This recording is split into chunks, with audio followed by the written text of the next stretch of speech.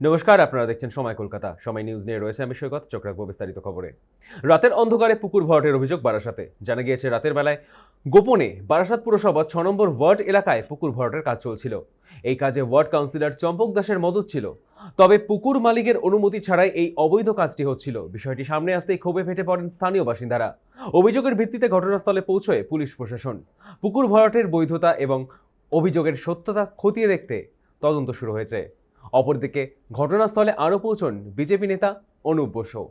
ঘটনা জেরে গোটা এলাকায় উত্তেজনার পরিবেশ তৈরি হয়েছে।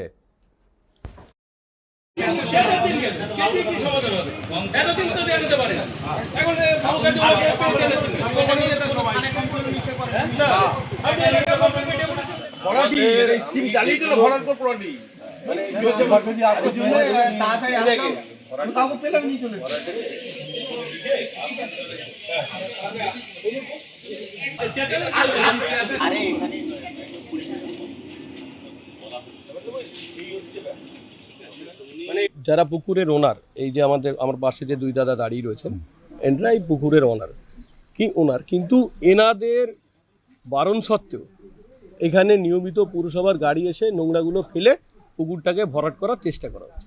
দেখুন, তৃণমূল আমলে কিভাবে পুকুর ভরাট হয় আমরা সকলেই জানি। প্রথমে পুরসভার ডাস্ট ফেলে অর্ধেকটা ভর্তি করে, তারপর রাতের অন্ধকারে ডাম্পার থেকে মাটি কেটে মাটি এনে জোর জুলুম করে ভর্তি করে। এবং এটা নিয়ে এলাকাবাসীর দীর্ঘদিনের ক্ষোভ ছিল, কারণ এর আগে যে জামানা ছিল সে জামানায় মুখ খোলার সাহস এখানে খুব কম মানুষেরই হয়েছে, এবং এটা অত্যন্ত যথার্থ কথা। তো আমরা ভারতীয় জনতা পার্টির পক্ষ থেকে যেটা করেছি, এসে এই দুই দাদার সাথে প্রথমে যোগাযোগ করি, এলাকার মানুষের সাথে প্রথমে যোগাযোগ করি। তারপরে এই আমাদের দুই দাদা, যারা অত্যন্ত রেসপেক্টেড ফ্যামিলির মানুষ, দুজনেই প্রাক্তন সরকারি কর্মচারী, তাদের সাথে কথা বলি। কথা বলার পর আমরা থানায় ইন্টিমেশন দিই। পুলিশের ভূমিকাও অত্যন্ত সদর্থক। বড়োবাবুর সাথে সাথে ফোর্স পাঠিয়েছেন, পাঠানোর পরে ওনারা এই জায়গাটা দেখে গেছেন। আমরা চাইছি এই নবপল্লী অঞ্চলে এই ধরনের বেআইনি অবৈধ কাজ, যেটা পাড়ার মানুষের বিপক্ষে যায়, পাড়ার সেন্টিমেন্টের বিপক্ষে যায়, মানুষের সম্পত্তি হানি হয়, পাড়ার অসুবিধা হয়, সেই জিনিস যেন না চলে। এবং এটা 6 নম্বর ওয়ার্ড, এবং এই ঘটনার সাথে আমরা অবশ্যই বলতে পারি মাননীয় কাউন্সিলর চম্পক দাস, তার মদত ছাড়া এটা হতেই পারে না। তার মদত ছাড়া এটা কীভাবে সম্ভব?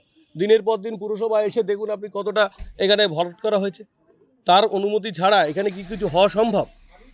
তো এটাই সাব্যস্ত হয়েছে যে ওনারা অভিযোগ করেছেন থানাতে, থানা থেকে পৌরসভায় জানানো হবে। একদম সম্পূর্ণ লিগ্যাল প্রসিডিওর মেনে এলাকার মানুষকে সঙ্গে নিয়ে ভারতীয় জনতা পার্টির যেটা করা দরকার সেটা করবে।